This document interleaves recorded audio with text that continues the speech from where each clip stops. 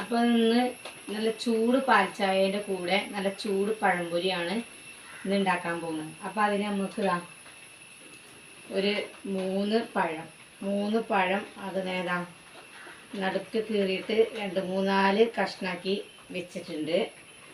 അതിൽ 1/4 കപ്പ് മൈദ, 2 ടീസ്പൂൺ പഞ്ചസാര, കുറച്ച് അപ്പസോഡ, മഞ്ഞൾപ്പൊടി, ഓയിൽ,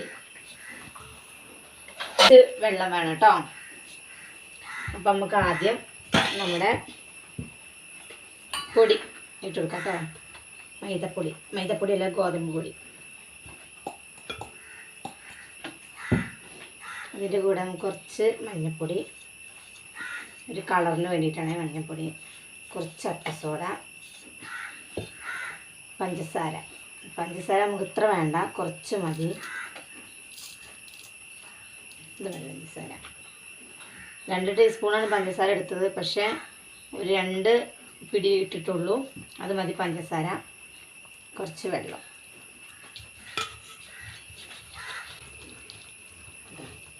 നമുക്ക് ഈ രീതിയിലാണ് വേണ്ടത്. ഇപ്പം മുങ്ങാൻ പറ്റുന്ന രീതിയിൽ നമുക്ക് വേണ്ടത്. ഒരുപാട് വെള്ളത്തിൻ്റെ ആവശ്യം വരുന്നില്ല. കണ്ടില്ലേ, ഈ ഒരു രീതിയിൽ നമുക്ക് വേണ്ട കേട്ടോ. അപ്പോൾ നമ്മുടെ അടുപ്പ് കത്തിച്ചു, ചട്ടി ചൂടാകട്ടെ.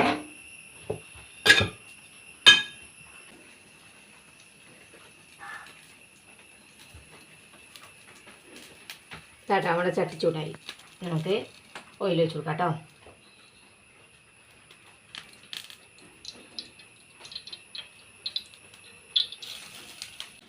ഇവിടെ നമ്മുടെ മാവിൽ നമ്മുടെ പഴം മുക്കി റെഡിയാക്കി വെച്ചിട്ടുണ്ട്. നമുക്ക് ഇട്ടെടുത്താലോ? മാവിൽ പഴം മുക്കി റെഡിയാക്കി വെച്ചിട്ട് നമുക്ക് ഇതിനായിട്ട് കേട്ടോ. ഇതേപോലെ തന്നെ ഓരോന്ന്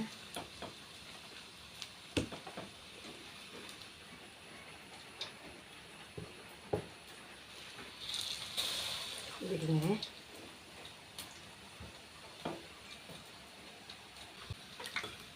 കേട്ടോ.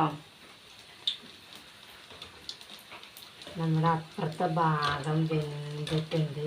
നമുക്കൊന്ന് മറിച്ചിടാം കേട്ടോ.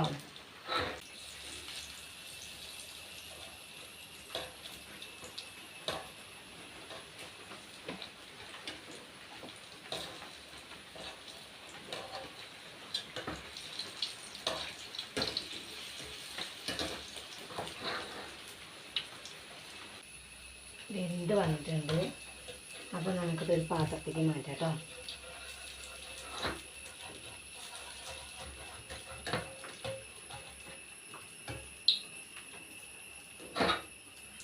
നമ്മുടെ പഴം നോക്കിട്ടോ ഇതേപോലെ ഇടാം.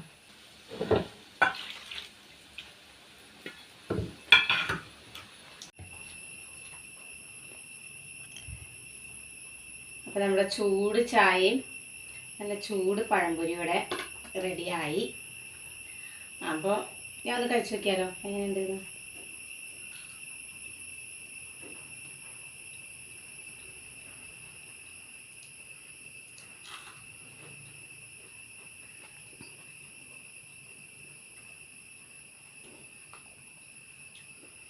ചായ എല്ലാവർക്കും ഇഷ്ടപ്പെട്ടെങ്കിൽ ലൈക്ക് ചെയ്യുക, ഷെയർ ചെയ്യുക, സബ്സ്ക്രൈബ് ചെയ്യുക.